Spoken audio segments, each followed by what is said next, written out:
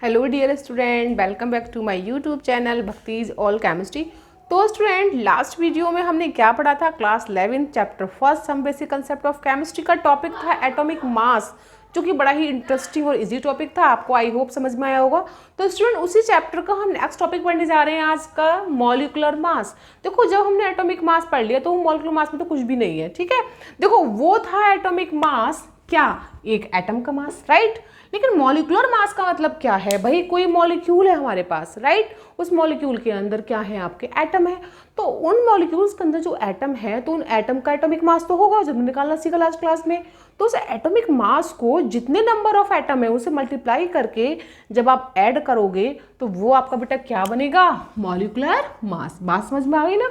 Molecular mass का मतलब है कि भाई कोई मॉलिक्यूल है आपके पास। एटॉमिक मास में हमने क्या पढ़ा था कि एक एटम का मास हमने किसके रेफरेंस में निकाला था? कार्बन 12 के रेफरेंस में। कार्बन 12 क्या? कार्बन का 1/12 1/12वां पार्ट था, वो हमने एटॉमिक मास निकाला। अब मेरे पास कोई मॉलिक्यूल है, मॉलिक्यूल के अंदर क्या होगा? सपोज दैट मेरे पास क्या है? CH4, ठीक है। मेरे पास क्या है? Water, H2O, right. भाई ये दोनों मेरे पास है, ठीक है। अब फाइनली इसका मुझे निकालना है मॉलिक्यूलर मास, इसका भी निकालना है मॉलिक्यूलर मास। तो होता क्या है बच्चों? इसमें क्या है? 1 कार्बन एंड 4 हाइड्रोजन। इसमें क्या है? 2 हाइड्रोजन एंड 1 ऑक्सीजन, राइट। तो मैं क्या करूंगी बच्चों? जो इसमें कार्बन है, हाइड्रोजन है, इनके जो एटॉमिक मास है, ठीक है, इनके जो एटॉमिक मास है, अगर मैं उनको यहाँ पे लिखूंगी, है ना, नंबर ऑफ एटम से मल्टीप्लाई करूंगी, फिर इसको ऐड करूंगी, तो मेरा क्या आ जाएगा बच्चों?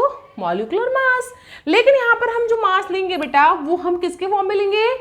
AMU, एटॉमिक मास यूनिट, जो हमने लास्ट क्लास में समझाया था, निकाला था। AMU, atomic mass unit, right. तो सपोज दैट मैंने CH4 ले लिया, ठीक है। देखो, कार्बन का पता ही है आपको 12 होता है, एक्चुअल में ये होता है 12.001 यू मतलब यूनिफाइड मास। यूनिफाइड मास मतलब AMU के रिप्लेस में अब हम U लिखते हैं, शॉर्ट में AMU नहीं लिखते हैं बच्चों, ठीक है। तो हमने एटॉमिक मास यूनिफाइड मास के फॉर्म में इसका मास लिखा, चूंकि कार्बन हमारा एक ही है, तो यहाँ पे हमने कुछ नहीं, हमारा 1 से मल्टीप्लाई करोगे तो 1 ही आ जाएगा, तो ये लिखना नहीं है हमें, ठीक है। प्लस नेक्स्ट बेटा हमारा आता है 4 हाइड्रोजन। अब 4 हाइड्रोजन, 1 हाइड्रोजन का मास कितना? देखो 4, तो इसमें कितने नंबर ऑफ एटम्स? तो 4 इंटू 1H का बेटा एटॉमिक मास कितना होता है? 1.008 यूनिफाइड मास, क्लियर। तो फाइनली इसका कितना आया? 12.00 यूनिफाइड मास प्लस 4.008, क्लियर। तो हमारा समथिंग ये आ गया।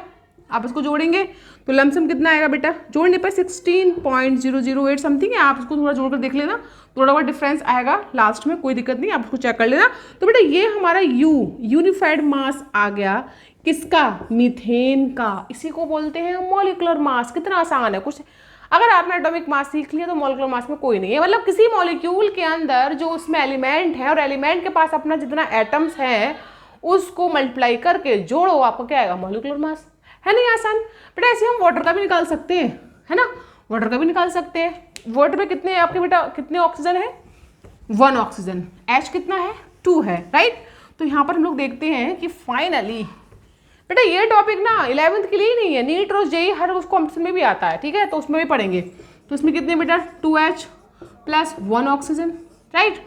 2H का कितना होता है यूनिफाइड में atomic mass? 1.008 actual mass. Oxygen का कितना होता है? तो 16 मान लो, वैसे 15.995 होता है, लेकिन 16 मान लो, ठीक है। दोनों को जोड़ा हमने बेटा, इसका 2.08 समथिंग आ गया, प्लस 16 U, इसका U, राइट। और जोड़ के बेटा कितना है हमारा? 18.00 समथिंग, मतलब इसको 0.008, ठीक है। यूनिफाइड मास किसका आया बेटा? ये वाटर मॉलिक्यूल का। है नहीं आसान मॉलिक्यूलर मास निकालना? तो ये तो बेटा हमारा था मॉलिक्यूलर मास, क्लियर। अब बेटा आपके एनसीईआरटी में ना लाइन से दे रखा है atomic mass, molecular mass and next आपका है क्या? Formula mass. अब बच्चे ना कंफ्यूज होते हैं, कहते हैं मैडम फॉर्मूला मास और मॉलिक्यूलर मास में आखिर डिफरेंस क्या है? हमें ये चीज़ समझ में नहीं आती, ये बहुत कंफ्यूजन क्रिएट करती है। चलो इसका भी कंफ्यूजन दूर कर लेते हैं हम लोग, ठीक है। तो अब हम पढ़ते हैं बेटा इसमें क्या? Formula mass, right. तो हम नेक्स्ट करने जा रहे हैं इसमें अब फॉर्मूला मास। अब देखो बच्चे कह रहे हैं मैडम बहुत टफ है ये चैप्टर, लेकिन ये चैप्टर मैं कहती हूँ सबसे आसान चैप्टर है। इसमें सारा क्या है, मैथमेटिकल टर्म्स हैं, ये कंसेप्ट है बस। तो फॉर्मूला मास क्या होता है? अच्छा मुझे एक बात बताओ आप लोग, CH4 H2O NH3 H2SO4, चलो इसको छोड़ो फिलहाल, ये ठीक है। इधर मैं लेती हूँ NaCl, CaCl2, MgCl2, right, KCl ले लो। चलो आपको इसमें और इसमें कोई डिफरेंस लग रहा है? देखने से बहुत लग रहा है डिफरेंस। देखो मॉलिक्यूलर मास और फॉर्मूला मास में बच्चों क्या डिफरेंस है? मॉलिक्यूलर मास हम में क्या होगा, एक पर्टिकुलर कंपाउंड होगा। कंपाउंड कैसा होगा? जिसमें हम प्लस माइनस डिफ्रेंशिएट नहीं कर सकते। CH4 में क्या आपको लग रहा है प्लस माइनस? वाटर में लग रहा है प्लस माइनस? अमोनिया में लग रहा है प्लस माइनस? कोई नहीं ना। मतलब जिसको हम एक प्रॉपर कैटाइन और एनाइन के फॉर्म में नहीं है, जो कैटाइन एनाइन के फॉर्म में नहीं है, तो उसका जो हम मास निकालेंगे बच्चा वो तो होगा मॉलिक्यूलर मास। लेकिन फॉर्मूला मास का मतलब क्या है? जो फॉर्मूला के फॉर्म में है। फॉर्मूला के फॉर्म का मतलब जो कैटाइन एनाइन में है, जिसको हम ब्रेक कर सकते हैं, इसको आइंस में डिसोशिएट कर सकते हैं, राइट। तो वो हमारा क्या होगा बेटा, उसका जो मास हम निकालेंगे, पैटर्न वही है, लेकिन हमने फॉर्मूला ऐसे क्यों बोला? हमने इसको फॉर्मूला मास इसलिए बोला, ये भाई फॉर्मूला कैटाइन एनाइन के फॉर्म में है, तो इसका जो निकल के मास आएगा बच्चा उसको बोलेंगे formula mass. For example Na positive Cl negative, Ca2 positive, Cl पे 2 नेगेटिव 2 Cl हो गए, Mg2 positive 2 Cl negative, 1 positive 1 negative. तो कहने का मतलब है जो प्लस और माइनस में होगा, suppose that HCl, HBr, HI, भाई इसका कैटाइन एनाइन में आपका डिसोशिएट कर सकते हो ना इजिली। अब जो हमारे सामने फॉर्मूला लिखा हुआ है, अभी हम इसे क्या बोलते हैं फॉर्मूला, कि NaCl का फॉर्मूला क्या है, सोडियम क्लोराइड का NaCl, HCl का क्या HCl। तो जो हम फॉर्मूला के फॉर्म में लिखा होगा, और हम इसका सबसे मेन सटीक आंसर ये है जो कैटाइन और एनाइन के फॉर्म में, जिसको हम डिसोशिएट कर लेंगे इजिली, और जो हमें दिख रहा है कैटाइन एनाइन कैटाइन, तो इनका जो मास निकल कर आएगा बच्चों वो हमारा होता है फॉर्मूला मास। समझ में आया? तो student suppose that Na plus कितना होता है 23U, भाई सबके आगे U यूनिफाइड मास नहीं लगेगा, क्योंकि हमने सबको AMU के फॉर्म में निकाल रखा है सबके मास को, और किससे निकाला है? कार्बन 12 के रेफरेंस से, आपको पता ही है, राइट।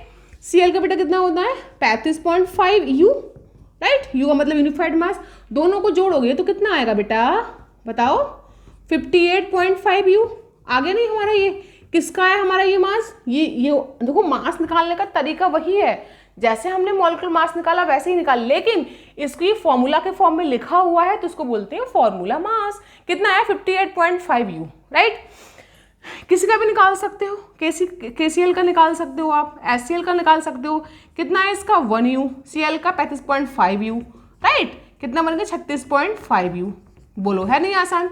इतना ही होता है ना। तो ये हमारा क्या है इसका फॉर्मूला मास। तो बेटा यही डिफरेंस है फॉर्मूला मास और मॉलिक्यूलर मास में।